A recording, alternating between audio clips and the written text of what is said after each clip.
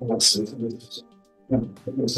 Ms. Dominix? Okay, folks, right out of the gate, no dramatic indictment reading here. The defendant's waiving it, meaning they skip the long formal "you are hereby accused of" speech and jump straight to the legal meat. Faster, yes. Less suspense, maybe, but in court, efficiency can be a strategy. Mr. West is here with you.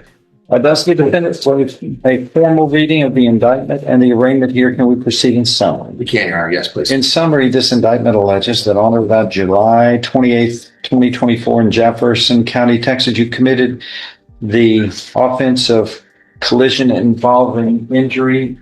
This is under section 550.021C2 of the Motor Vehicle Code.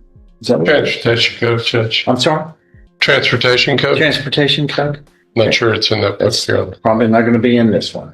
It says special degree, but it's a special, but it falls into the third degree category. Which means you're facing a third-degree felony. Sounds serious, but let's break it down. In Texas, that's a crime punishable by 2 to 10 years in prison, plus up to $10,000 in fines. Translation, you're in life-altering territory, but not quite the top of the felony food chain. A term of not more than 10 years or less than 2 years in prison. In addition, a fine may be assessed not to exceed $10,000. Do you understand? If I may, Judge, and I apologize for interrupting, but I believe the special nature of that limits it. It falls into third degree, but I believe the limitation is 5 years, not 10 years. What is the punishment range then? Let's read it into the record so it's correct. Is it no less than 2? I believe that's yes. 2 to 5 years, if my memory. No more than 5? That is my memory, yes, sir. This is one of those moments you see in court dramas, lawyers scrambling to be the first to find the right subsection of the law. It's a mix of pride, precision, and a dash of my book foo is stronger than yours. Let's make sure. I'm checking, Judge, just to be accurate. To see who gets it first. Yes, in section C2 says not more than 5 years in the county. 0 to 1, and that's C2. A person commits an offense that does not stop or does not comply with the requirement of this section. It is involving injury to which does not apply as punishable by, let's say, resulted in serious bodily injury. So it's not, looks like 550.021 subpart C, little c, subpart 1, subpart B. This serious bodily injury as defined by section 1.07 of the Penal Code to a person is a felony of the third degree. Right. And if it does, but apparently it doesn't fall into that's So This does not allege, it does allege serious bodily injury, so we're good with third degree. Yeah, it's just third degree. What? Thank you for checking me. It is third degree. It's third degree. It's just normal third degree. Yeah, it says the accident resulted in the serious bodily injury of the complainant. If it wasn't serious bodily injury, then it'd be a maximum of 5 years. But since it's serious bodily, it's a normal third degree. So let's see. That's all right. That is going to be subpart 1, subpart B. A lot of subparts in this one. All right. So you were looking at no less than 2 nor more than 10 years confinement in prison, and a fine up to $10,000 can be assessed. Do you understand that? Here's a curveball. Instead of prison, they're talking deferred adjudication. That's Texas legal speak for, we won't convict you now, but if you mess up, all bets are off. Think of it as probation with a sword hanging over your head. An agreement has been reached. You would be placed on deferred or unadjudicated probation, which can be up to 10 years in length. Restitution is to be determined on a post-sentencing report. And does anybody know what what we're looking at, generally speaking, on it? No. All right. We're going to move forward, though, without a pre-sentence report, but I do want a post-sentence report for restitution purposes. And you will be ordered to pay restitution to the complainant. Do you understand? Yes, sir. If I follow this agreement, you have no right of appeal of your case. Do you understand? Yes, sir. How do you plead on this? Guilty or not guilty? Yeah. Are you pleading guilty voluntarily? That is, on your own free will and because you are guilty? Yes, sir. Show you what's marked as State's Exhibit 1. Did you sign that voluntarily? Understand it? Discuss it with your attorney? Are the contents true and correct? States Exhibit 1 tendered into evidence without objection admitted. Among other things, this states you are mentally competent to enter your guilty plea. It's freely and voluntarily made. You know what you've been charged with. The indictment's been read to you. You've read it. You are guilty of the crime charged in any lesser included offenses. You are giving up your rights to a jury trial and the rights to the appearance, confrontation, cross-examination of witnesses.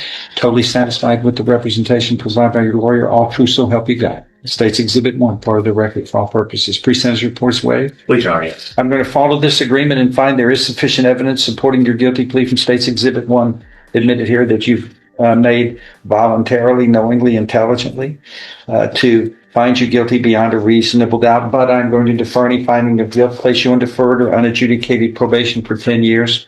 There will be terms and conditions of probation, which are normally customary for this type of offense. Also, you must pay restitution in an amount to be determined. All parties agree restitution is owed. Probation office will prepare it. The court will then submit that to the parties. If there's any question about it, then raise it. And the court will arbitrate. Please see the probation office. Yes, sir. Thank you. Mariah Howard. Go 23 CR 1201, the state of Texas versus Ricky Glenn Herring Jr. That's you, sir? Yes. Present with your attorney, Mr. Kimler, and the state's attorney.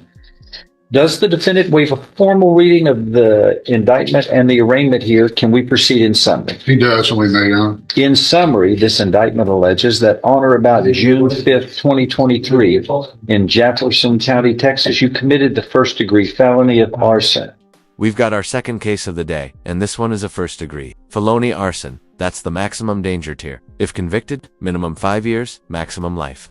And yes, in Texas, arson is treated almost as seriously as some violent crimes. Do you understand what you were charged with here, sir? Yes, Your Honor. This is a first-degree felony, which means if convicted, you face no less than 5, no more than 99 years confinement in prison or life imprisonment, and a fine up to $10,000 can be assessed. Do you understand the seriousness of this? Yes, Your Honor. An agreement has been reached that, I don't have the pad, but that the defendant would be pleading guilty, placed on deferred or unadjudicated probation for 10 years. Is there a fine? $500. And there's no restitution. No, sir. Fine of $500. There will be terms and conditions of probation which are normal and customary for that type of offense. Do you understand? Yes, Your Honor. If I follow this agreement, sir, you have no right of appeal of your case. Do you understand? Yes, Your Honor. How do you plead to this charge, sir? Guilty or not guilty? Are you pleading guilty voluntarily, that is from your own free will, and because you are guilty? Yes, Your Honor. I'll show you what's marked as State's Exhibit 1. Did you sign that document voluntarily? Yes, Your Honor. Understand it? Discuss it with your attorney. Is everything true and correct here? Yes, Your Honor. State's Exhibit 1 is tendered into evidence. No objection. Without objection, it's submitted. Among other things, this states you are mentally competent to enter your guilty plea. It's freely and voluntarily made. You know what you've been charged with. The indictment's been read to you. You've read it. You are guilty of the crime charged in any lesser included offenses. You are giving up your rights to a jury trial and the rights to the appearance, confrontation, cross-examination of witnesses. And you are totally satisfied with the representation provided by your lawyer. All of this is true. It states, so help you God. Yes, Your Honor. State's Exhibit 1, made a part of the record for all purposes. Pre-sentence report is waived. So waived. I'm going to follow this agreement, sir, and find you are pleading guilty voluntarily. You are mentally competent to do so. You understand and appreciate the consequences of pleading guilty. There's sufficient evidence supporting your guilty plea from State's Exhibit 1 admitted here to find you guilty beyond a reasonable doubt. But I'm not going to do that. I'm going to deflect any guilt on it so long as you follow these terms and conditions of probation. You won't be found guilty. It's a second chance. Notice the judge's tone here. It's a second chance. This isn't fluff. Judges will often lay it out plainly. You have a lifeline, but if you yank too hard on it, it snaps, and you're back in deep water. Yes, You're going to make the most of it. Yes, sir. Good. You'll be fined $500. There will be other terms and conditions of probation which are normal and customary. You do well. Deferred probation is shortened. Yes, Your Honor. I have people who do well. If you don't, you got to know this, the downside. And I don't think this is going to apply to you, but it's possible. So listen closely. If you fail in probation, your probation could be revoked. you could be then found guilty. You could be sentenced up to life imprisonment. All you got to do is the right thing that you probably do. Yes, Your Honor. Generally, is you make the right choices. You don't commit crimes. You do the best you can. You shouldn't have a problem. And this probably will be shortened. But again, it's your choices to make, and you're capable of making the right choices. So there shouldn't be a problem. Not at all. The probation officer will prepare a police sentence, a probation, but We have to go. You're gonna have to go to. yeah, I'm going to ask. Little insider detail. Probation offices are often just down the street from the courthouse. NDS. When a judge says go now, they mean don't go grab lunch first. Don't stop for coffee. We don't have a probation officer here now. I'm going to ask you to go to the probation office, which is about 2 blocks away from here. Right? Can you show them how to get there?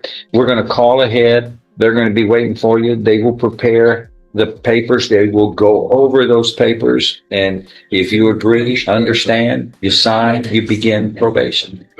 Yes, Your Honor. All right. Good luck to you, sir. Yes, sir.